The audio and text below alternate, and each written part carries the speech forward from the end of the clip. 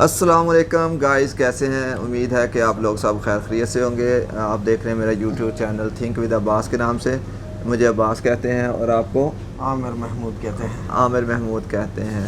تو brother and sister and سارے جتنے بھی ہیں، بات یار یہ کرنی تھی کہ بات خیر یہاں پہ تو اس کو بہت زیادہ وہ نہیں سمجھا جاتا کہ بری بات ہے، لیکن بات یہ کرنی ہے کہ یہاں پہ لوگ شراب جو ہے نا، ہمارے مسلمان انگلینڈ میں آ تو جاتے ہیں، یہاں پہ آ کے تو شراب اس کو بیچنا اور اس کو پینا اس کو بالکل بھی غلط نہیں سمجھتے۔ وہ سمجھتے ہیں کہ شاید یہاں پہ آ گئے ہیں تو ان کو ہر چیز کا لائسنس مل گیا ہے کہ وہ شراب بیچ بھی سکتے ہیں۔ میرے خیال میں جتنے یہاں پہ ہمارے مسلمان یا پاکستانی شراب بیچتے ہیں، شاید ہی کہ میرے خیال میں گورے بھی بیچتے ہیں۔ سب سے بڑے لوگوں کے یہاں پہ بزنس شراب کے ہی ہیں۔ ایون آپ بہت دور کی بات نہیں ہے، اگر آپ ہمارا جو گورنر پنجاب ہے پاکستان کا، چودھری سرور صاحب، اس کی یہاں سے 4 سے 5 بڑی بڑی کیش اینڈ کیری ہیں جو شراب سے بھری پڑی ہیں۔ عامر بھائی، آپ تو شراب کی اس میں کام کرتے رہے ہیں، آپ کچھ اپنا ایکسپیرینس شیئر کریں کہ وہ سارا شراب کا پیسہ ہے وہاں پہ جا کے جو خود شراب کا بندہ پیسہ کھا رہا ہے اور پی رہا ہے اور یہاں سے سب حرام کما رہا ہے، تو وہ ہمارے ملک کی کچھ وہ اس کی قسمت کو بدل سکتا ہے؟ آپ کے خیال میں کیا کہیں گے آپ؟ بالکل بھی نہیں بدل سکتا۔ میں نے 4 سال کام کیے، تقریباً 4 سال کام کیے میں نے چودھری سرور صاحب کی کیش اینڈ کیری میں۔ ہاں 4 سال میں نے کام کیے، لیکن اس کے بعد جو ہے نا، میں نے یہ دیکھا کہ انہوں نے یہاں کی نیشنلٹی ختم کر کے پاکستان چلے گئے، تو اب ان کے بیٹے ہیں، 3 بیٹے ماشاءاللہ، ان کے وہ رن کر رہے ہیں، دبا کے شراب جا رہی ہے پورے آل اوور دا گلاس کو۔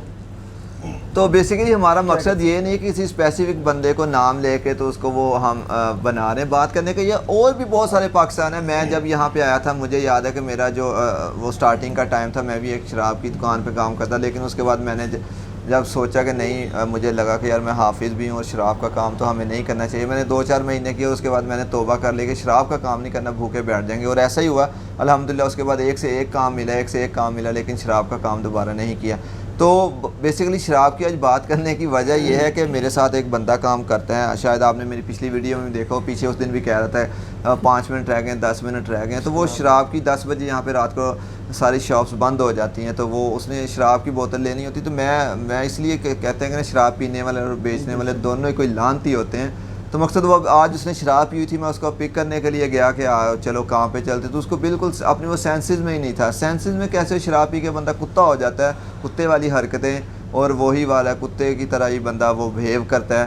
تو شراب جو نا، میں یہی کہوں گا کہ یہاں پہ آپ آ تو گئے ہیں، اتنے آپ ایک وہ جو سویلائز جس کو کہتے ہیں کہ اس معاشرے میں آ گئے ہیں، ایک بڑا ڈیولپ کنٹری میں آ گئے ہیں، لیکن اس سے یہ نہیں ہوتا کہ آپ بڑی جگہ پہ بڑی کنٹری میں آ کے آپ بغیرت بھی ہو جائیں۔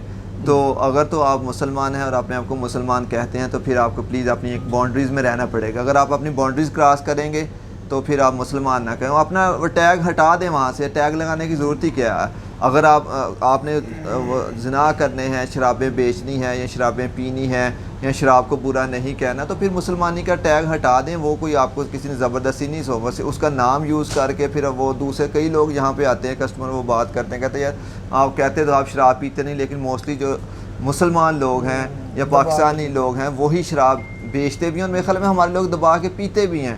تو کچھ عامر بھائی، آپ بھی اپنا کوئی ایکسپیرینس ہے تو بتا دیں، میرا تو دل ہی ٹوٹتا ہے ہمیشہ۔ کافی لڑکوں کے ساتھ کام کیا، وہ سارے میرے پاکستان سے تھے، کراچی سے، اور گجرانوالہ کے لڑکے تھے میرے ساتھ، اس کے بعد فیصل آباد کے لڑکے تھے، تو 2 بھائی تھے، انہوں نے جاب اسٹارٹ کی اپنی، پھر اس کے بعد اپنی شاپ ڈال لی، ان کو لون مل گیا، 25,000 پاؤنڈ کا ان کو لون ملا۔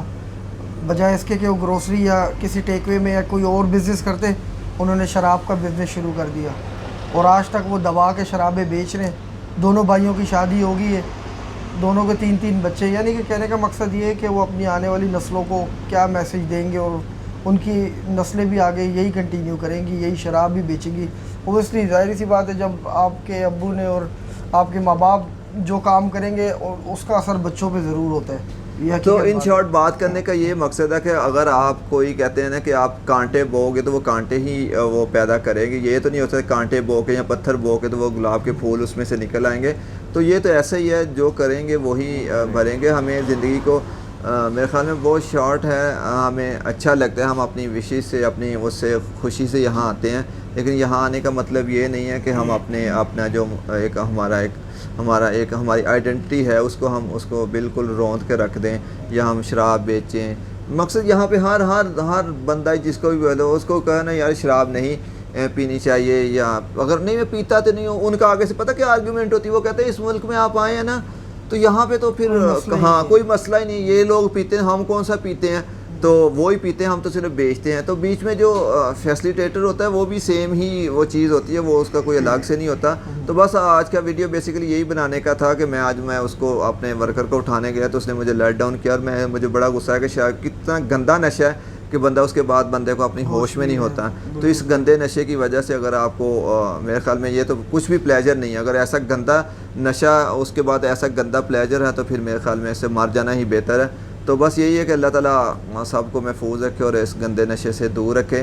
اور اگین یہ کہ بس یہ تھی, میں ویڈیو تو کچھ اور بنانا چاہتا لیکن آج مجھے اتنا غصہ چڑھا ہوا تھا تو میں نے سوچا کہ میں آج شراب ہی کر لوں. تو اللہ تعالیٰ بس دل کی بڑاس کیا مقصد شراب سے ہمیں دور رکھے اور لوگوں کو بھی ہدایت دے.